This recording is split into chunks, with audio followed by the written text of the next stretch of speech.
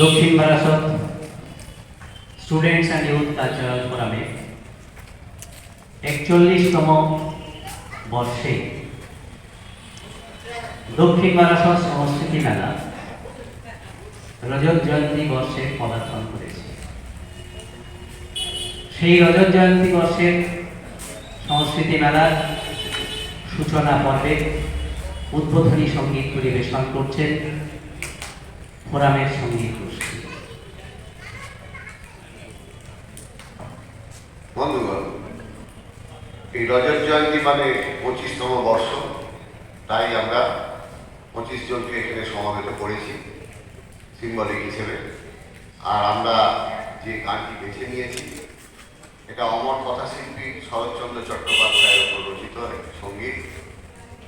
একটা স্বাভাবিক প্রশ্ন উঠতে পারে যে আরও 4 জনকে তো আমরা এবছর স্মরণ করছি, সেক্ষেত্রে শুধু শরৎচন্দ্র কেন? তার বিষয় হলো শরৎচন্দ্রের এটা 150তম অর্থাৎ 150তম জন্মবর্ষ।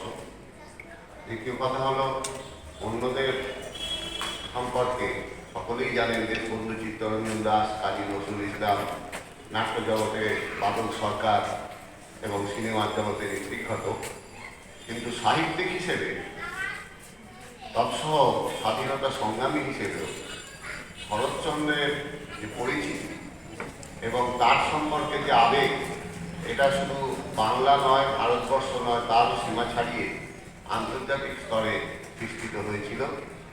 এটা আমরা সকলেই খোঁজ রাখি।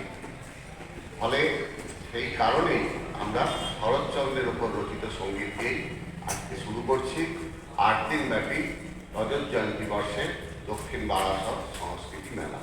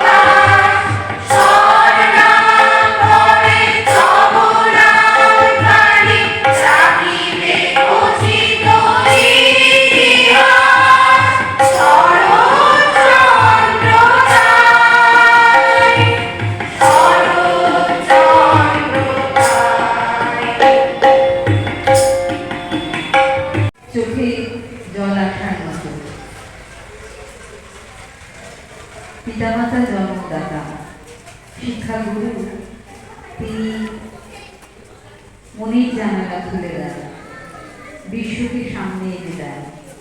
তাই শিক্ষক আরেক জন্মদাতা, তিনি না থাকলে আমরা ধরণীতে স্থান পেতাম না। ওনাকে আমার প্রণাম জানাই। উনি আজ এত ভালো কথা বলেছেন আর মাথা নিচু হয়ে যায়। ভারতবর্ষে আমি জনপ্রতিনিধি একজন, কতটুকুই বা করতে পারি আমরা দেশের জন্য, মানুষের জন্য। যে বরেণ্য প্রণম্য মানুষের কথা বলে গেল, দেশের জন্য যারা জীবন দিয়েছে, এই দেশের মানুষের জন্য যারা জীবন দিয়েছে, নিজের জীবন করেছে, তেমনি এক মানুষের কথা আসলে তার জীবন সম্পর্কে আমাদের কাছে তুলে ধরেছেন দেশবন্ধু চিত্তরঞ্জন দাস।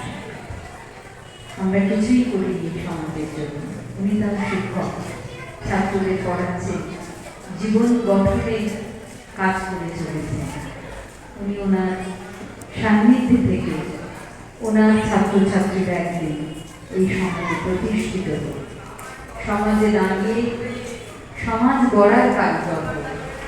এটা যারা ওর ছাত্রছাত্রী আছেন তারা কৃতজ্ঞ এমন একজন প্রধান শিক্ষককে পেয়েছেন, এবং যার বক্তব্য শুনে আমি অত্যন্ত সমৃদ্ধ হয়েছি। ভালো লাগছে যে আমিও জীবনে যদি এরকম একজন শিক্ষক পেতাম হয়তো আরেকটু পড়াশোনা ভালো করতে পারতাম। আর আমি আরেকজনের বক্তব্য শুনলাম, যিনি এই নাট্য আন্দোলনের সঙ্গে জড়িত এবং তিনিও মানুষ গড়ার, সমাজ গড়ার কারিগর হিসাবে আন্দোলন চালিয়ে যাচ্ছেন। সেই তাকেও আমি প্রণাম জানাই। এছাড়া দেউলবাড়ির যে ছেলেটি যে কথা আজ বলে চলেছে, বলবে এখানে যে মোবাইল কিভাবে আমাদের ক্ষতি করে চলেছে, এ কথা বলার আর দ্বিতীয় বলার দরকার নেই, সত্যিই তাই। এবং আমার মনে হয়েছে কোভিড যদি লক্ষ মানুষের প্রাণ নিয়ে থাকে, কোভিড একটা জিনিসকে নিয়েছে যে ক্ষতি অপূরণীয়, তা হল শিক্ষা। স্কুলগুলো সব বন্ধ ছিল। স্কুল মানে প্রাণ, ছাত্ররা আসলে তবে তার স্কুলের প্রাণ ফিরে পায়। সেই স্কুল বন্ধ ছিল, ছাত্রদের হাতে, ছাত্রীদের হাতে অনলাইন ক্লাস করবার জন্য মোবাইল তুলে দেওয়া হয়েছে। আমি একসময় চাইল্ড ওয়েলফেয়ার কমিটির চেয়ারপারসন ছিলাম। কত শত ফোন পেয়েছি তার কোনো ঠিক নেই। সেই সময় এই মোবাইলকে হাতিয়ার করে দেব, শিক্ষা হয়, কিন্তু বন্ধুত্ব পাঠিয়ে কত ছেলে মেয়ে যে নাবালক নাবালিকা কেউ বিয়ের পিড়িতে বসেছে, কেউ রাজ্য ছেড়ে চলে গেছে, কেউ জেলা ছেড়ে চলে গেছে। কত পরিবারকে তার সন্তানকে ফিরিয়ে আনার গুরু দায়িত্ব যেমন ছিল, তেমনি হাহাকারও ছিল যে যদি কিছু হারিয়ে গিয়ে থাকে, যদি কোনো একটা সেক্টর ক্ষতিগ্রস্ত হয়ে থাকে, সেটা হলো শিক্ষা। 2 বছর বা 3টে বছরও বলতে পারে ছেলে মেয়েদের জীবন থেকে শিক্ষাটা হারিয়ে গিয়েছে। আর নতুন করে যেটা ফিরে এসেছে, সেই জায়গায় আমরা দৃঢ়ভাবে প্রতিষ্ঠিত করতে পারি। দেউলবাড়ি আমি জানি কত প্রত্যন্ত এলাকা, সামাজিক বিন্যাসও আমি জানি। সেইখানে দাঁড়িয়ে তারা যে নাট্য আন্দোলনের মধ্যে দিয়ে বাচ্চাদেরকে উদ্দীপ্ত করছে যে ভালো কিছু শেখো এবং শিখে অন্যদের মাঝে সেটা বিতরণ করো, এটা অত্যন্ত সাধুগুপ্ত। আমাকে তারপরে বক্তব্য দেওয়ার কথা বলা হয়েছে, তাই অন্যদের কথা শুনে নিজে আমি সমৃদ্ধ হতে পারলাম না, তার জন্য আমার একটু খারাপ লাগাও আছে। সকল সাংস্কৃতিক মানুষজনকে আমার শুভেচ্ছা, অভিনন্দন এবং দক্ষিণ বারাসাত সাংস্কৃতিক মেলার রজত জয়ন্তী বর্ষের সাফল্য কামনা করে এতক্ষণ বক্তব্য শুনেছেন। তার মাঝখানে আমি আমার লেখা একটা কবিতা পাঠ করছি। বাতাসের আশ্চর্য গন্ধ, বাতাসের ফুলের গন্ধ মুছে কি এক আশ্চর্য গন্ধ চারপাশ করেন মা। আমাদের বদ্ধ করে স্বপ্নের আবেগ স্মৃতি আশ্চর্য বিস্ময়। প্রতিদিন রুমালবন্দি হালকা ছোঁয়ায় পানের কিলির মতো পিটিয়ে যাচ্ছে সাজাত্য বোধের সংলাপ।